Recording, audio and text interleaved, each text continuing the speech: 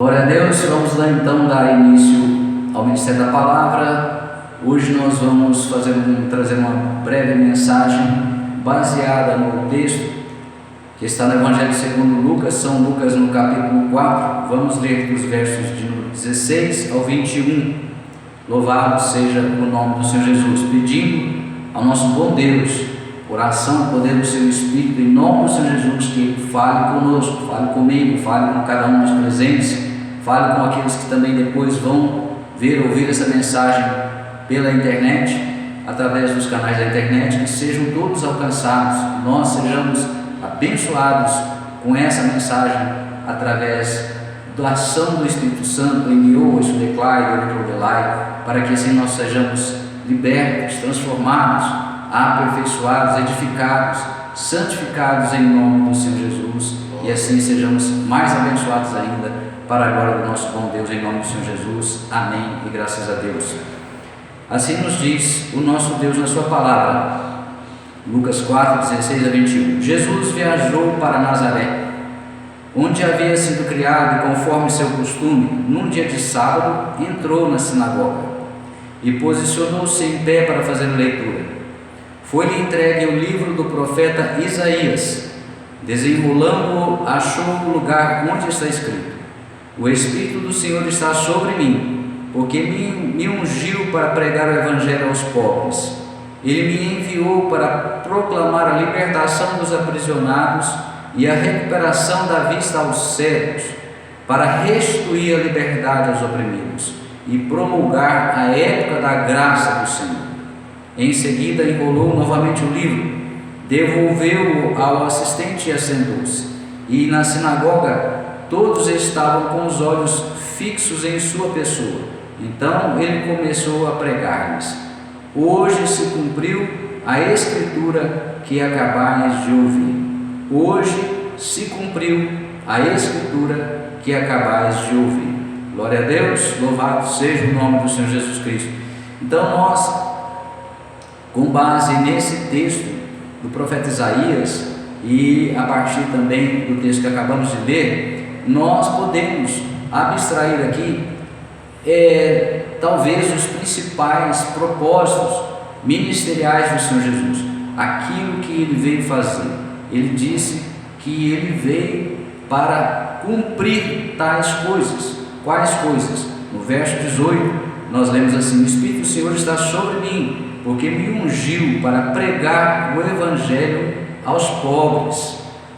Me ungiu para pregar o Evangelho aos pobres. Então nós podemos compreender que também existe um versículo que faz referência a isso, que está em Mateus, no capítulo 5, verso 3, onde nos diz assim a palavra do nosso Deus: bem-aventurados os pobres de espírito, pois deles é o reino dos céus. Lá em Oriclai, bem-aventurados os pobres de espírito, pois deles é o reino dos céus. Então, por que Jesus veio para evangelizar tais pessoas? Por quê? Porque os pobres de espírito não são pessoas pobres no sentido material, não está falando de condição financeira, não está falando de condição material, mas sim da espiritualidade.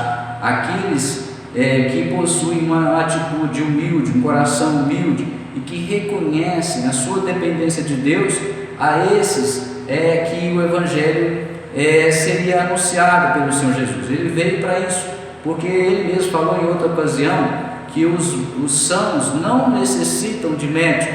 Por quê? Porque eles se consideram sãos, então eles consideram que eles não precisam de um médico. Ele fez uma comparação, uma simbologia comparando nesse mesmo sentido. Aquele que é orgulhoso, ou seja, ele não precisa de Deus, ele não vai receber nada de Deus. O Evangelho não é para tais pessoas, o Evangelho é para aquele que reconhece a sua necessidade de Deus, a sua dependência de Deus. Esses são os humildes de espírito. Amém? Louvado seja o nome do Senhor Jesus. E também o próprio reino dos céus também faz referência àqueles que são humildes, conforme nós lemos agora. O reino de Deus, o reino dos céus está reservado para esses. porque a palavra de Deus é muito clara nesse sentido. Deus, Ele exalta os que se humilham. Se você quer ser exaltado por Deus, não é exaltado aqui perante os homens, não é na terra, não, é exaltado no céu, é exaltado perante Deus, perante o próprio Senhor Jesus, é exaltado no sentido de se tornar digno de receber o Espírito de Deus em você, é exaltado no sentido de se tornar digno de morar com Ele no céu, Oriar e Clá, é participar da glória dEle. Louvado seja o nome do Senhor Jesus. É assim que Ele oferece, é isso que Ele oferece, é esse reino. Ele mesmo ensinou na oração conhecida como Pai Nosso, que seja feita a vontade do Pai, a sua vontade, aqui na terra, assim como ela é no céu. Como que é a vontade de Deus no céu? Nós podemos entender como é a vontade de Deus no céu pelo conhecimento das Escrituras. Não é o tema da nossa mensagem de hoje, mas nós sabemos, lendo, conhecendo as Escrituras, como é a vontade de Deus, como é que ela opera lá no céu. O céu é lugar de perfeição, de santidade. No céu, a Bíblia nos declara que não haverá tristeza, choro, doença, enfim, é uma vida perfeita, gloriosa. Nós lá vamos trabalhar, porque o Senhor Jesus falou: meu Pai trabalha até hoje, ninguém vai ficar lá deitado numa rede, mas lá vai tudo ser maravilhoso, porque foi com esse propósito que Deus criou o homem para viver aqui na terra. A terra era perfeita, o ser humano, Adão, o primeiro homem, foi um ser perfeito. Jesus, o último Adão, foi e é um homem perfeito. Então nós também fomos, o que nos foi destinado por Deus não foi para vivermos dessa forma, não foi para adoecermos, não foi para vivermos nessa labuta, não foi para enfrentarmos tantos problemas, tantas adversidades, para sofrimentos, para tristezas, para doenças. Não, isso é tudo consequência do pecado que foi introduzido lá no jardim do Éden, conforme nós sabemos. Então também ainda lá no mesmo verso 18, diz assim logo a seguir: Ele me enviou para proclamar a libertação dos aprisionados. Ele me enviou, o Senhor Jesus foi enviado para isso, para proclamar a libertação dos aprisionados. Então, quando nós lemos isso, nós também, louvado seja o nome do Senhor Jesus, lemos em Gálatas 5:1, onde Paulo escreveu que foi para a liberdade que Cristo nos libertou.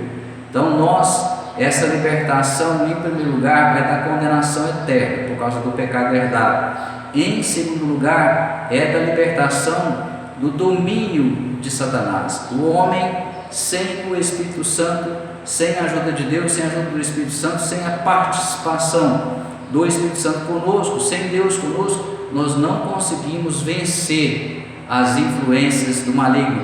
Este mundo jaz no maligno. Nós vivemos debaixo de dois reinos espirituais e, portanto, estamos em guerra. Quem não entende, quem não reconhece que está em guerra, já está praticamente derrotado. Ainda não foi derrotado porque ainda há esperança. Enquanto há vida, há esperança. Mas, se você não entender e não se posicionar do lado de Deus, você não terá as vitórias, as bênçãos que Deus tem para você. Então é preciso que nós nos alistemos no exército de Cristo como bons soldados e nos dediquemos a lutar, tomar parte nessa batalha. Em primeiro lugar, as batalhas íntimas contra a nossa carnalidade, a transformação do nosso caráter, mas também lutarmos pelas pessoas que fazem parte da nossa vida, especialmente a família, os mais próximos, interceder pela conversão, pela salvação deles. Tudo isso envolve uma batalha, uma luta espiritual para o crescimento da igreja e o fortalecimento do povo de Deus, especialmente a união, que falta muito, já não é de hoje, que está deixando muito a desejar, porque não adianta, muitas vezes tem muitas igrejas, muitas pessoas, o número de evangélicos, conforme as próprias estatísticas mostram aqui no Brasil, tem crescido, mas não adianta crescer em número se você não tem pessoas realmente fiéis a Deus. realmente pessoas que estão comprometidas em fazer aquilo que Deus estabeleceu, em viver para cumprir o propósito que Deus designou para você. Então nós precisamos estar sempre atentos ao que Deus requer de nós, ao que Deus tem para nós, mas também ao que Deus requer de nós, porque se nós quisermos ser mais abençoados, logicamente que nós precisamos nos ajustar, nos adequar cada vez mais àquilo que Deus estabeleceu para nós como regra de vida, de prática. A própria Bíblia diz que as Escrituras Sagradas, elas nos ensinam a maneira certa de viver. Se eu quero viver de forma agradável a Deus, da maneira que Deus estabeleceu para mim, para você aqui na terra, nós precisamos, em primeiro lugar, conhecer qual é essa vontade, está na Bíblia Sagrada, e em segundo lugar, batalhar para isso, batalhar com a ajuda do próprio Deus, do Espírito Santo, para que assim cada dia mais nós sejamos transformados e aperfeiçoados à imagem do varão perfeito, que é o nosso Senhor e Salvador Jesus Cristo. Amém? E em seguida, no verso ainda 18, ele diz assim: a recuperação da vista aos cegos.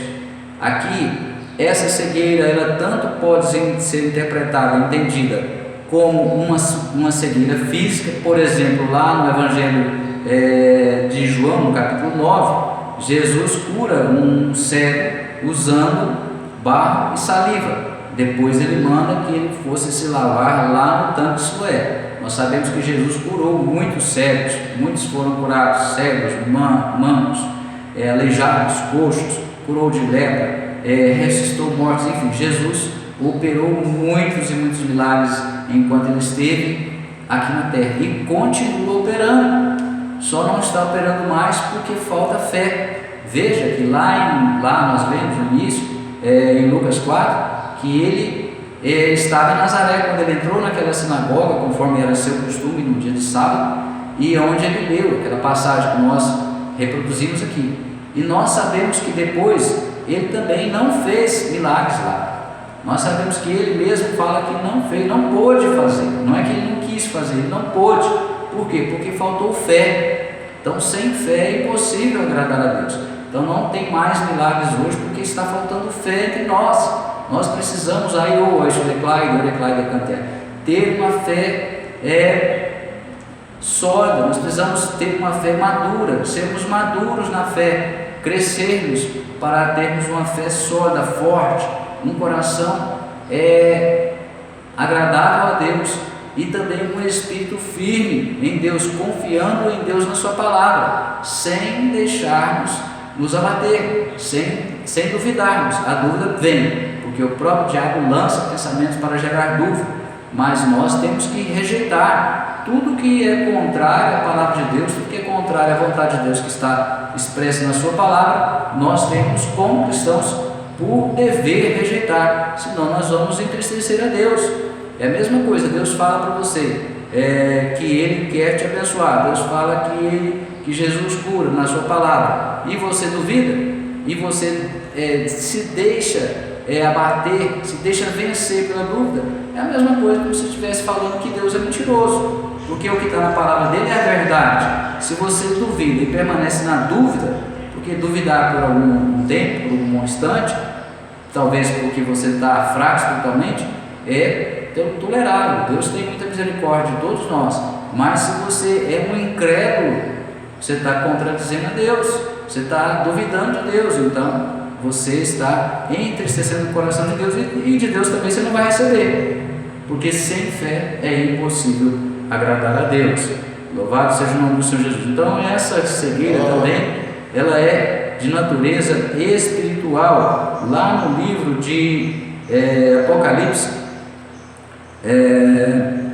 Apocalipse no capítulo 3, verso 18, nosso Deus nos diz assim: portanto, ofereço-te este conselho, adquire de mim ouro refinado no fogo, a fim de que te enriqueças, roupas brancas para que possas cobrir tua vergonhosa nudez, e compra o melhor colírio, para que ao ungir os teus olhos possas enxergar claramente, e compra o melhor colírio para que, ao ungir os teus olhos, possas enxergar claramente. Aqui o Senhor Jesus, falando em revelação ao apóstolo João, quando ele estava lá na ilha de Patmos, conforme nós sabemos, ele está fazendo uma referência a aspectos espirituais, está tratando de coisas espirituais, não de coisas terrenas. É uma linguagem simbólica, o colírio, para que possamos enxergar claramente. Jesus é a luz que veio ao mundo,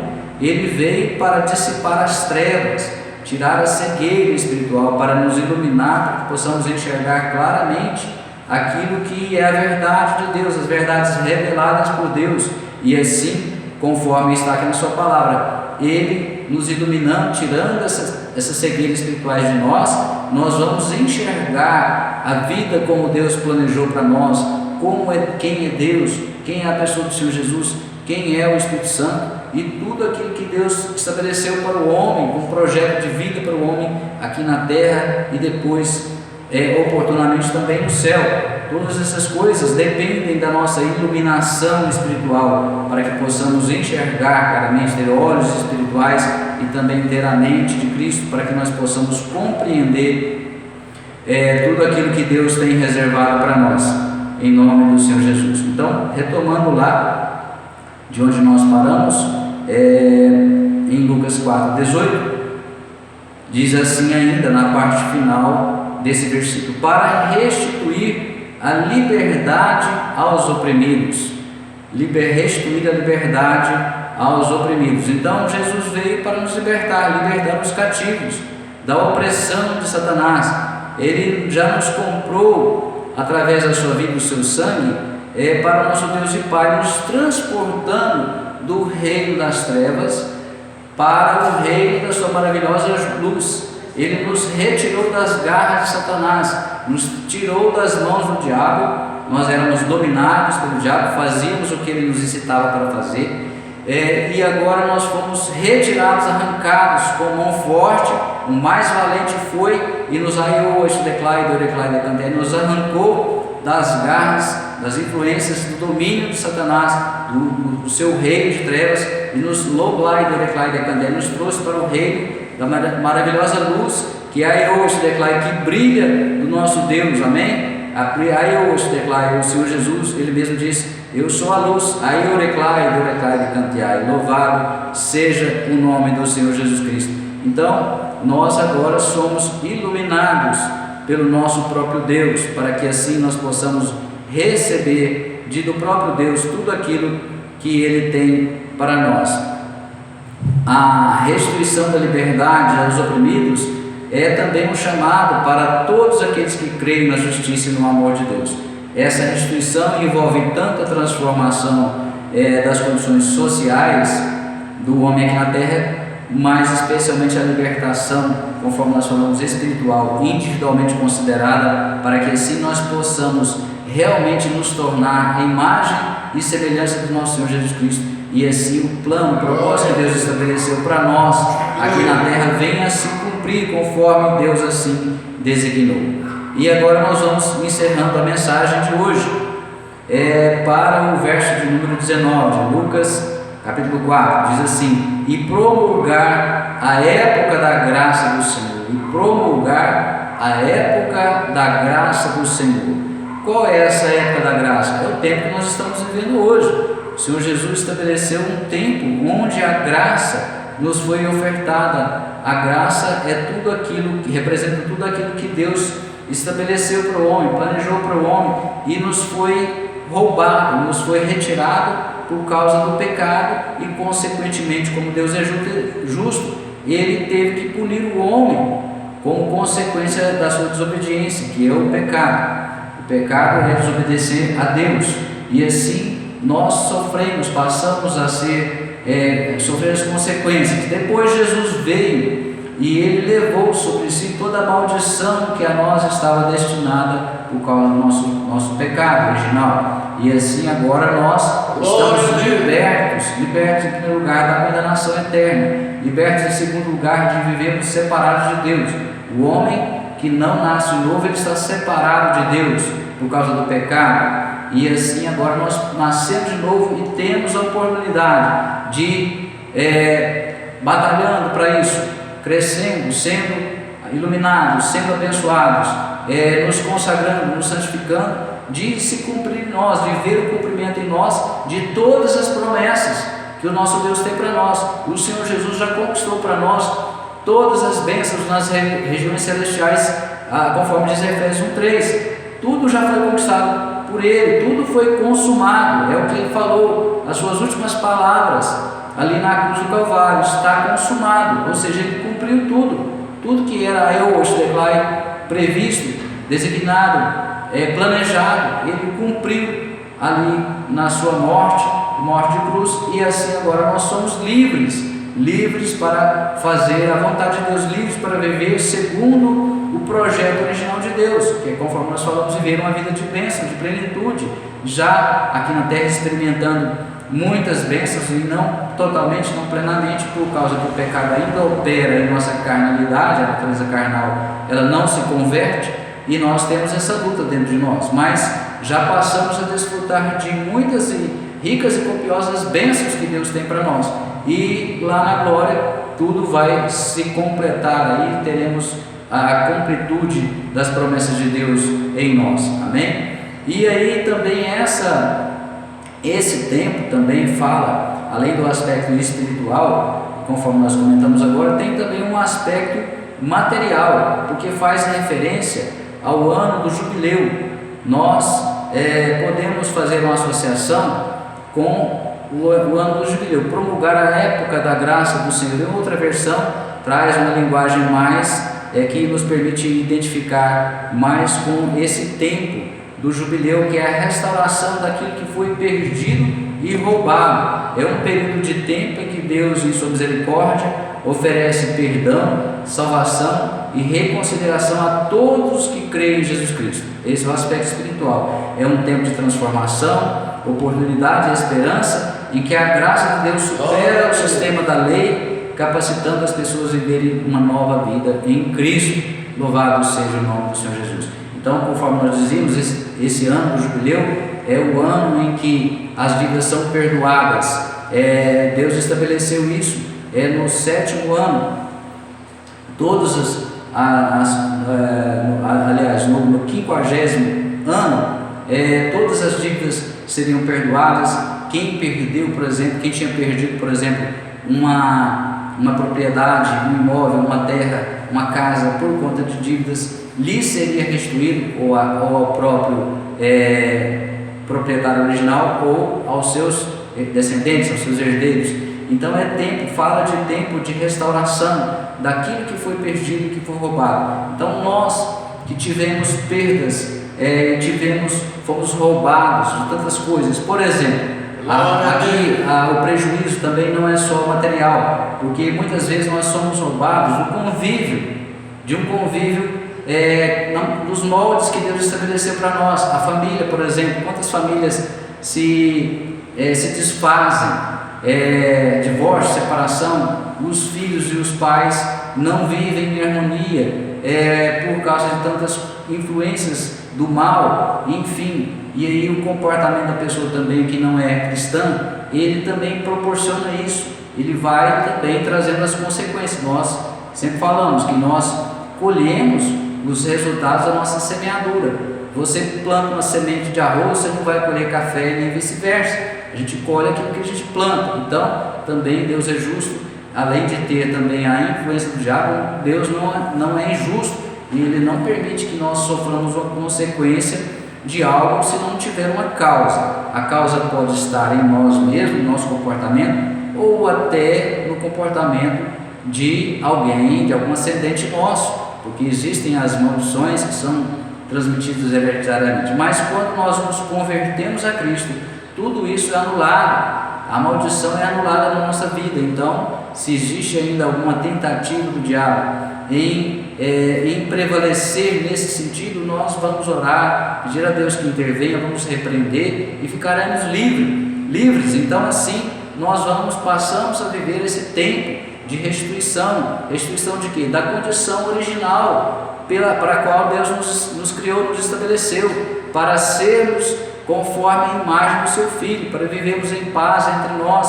para vivermos unidos no amor de Cristo, para desfrutarmos das bênçãos que Deus tem para nós, em todos os sentidos, especialmente nos nossos relacionamentos, porque o que é mais importante para nós aqui na terra não são as coisas materiais. As coisas materiais são necessárias, mas as mais importantes são as espirituais, o nosso relacionamento em primeiro lugar com Deus e também com as pessoas, especialmente os mais próximos a nós, a família, os amigos, enfim, as pessoas que fazem parte do nosso convívio. Amém? Então nós vamos, a partir de agora, de hoje, compreender mais claramente, depois que nós já lemos, que nós explicamos, vamos cada um de nós procurar entender ainda melhor, orar para que Deus fale, o Espírito Santo fale para você.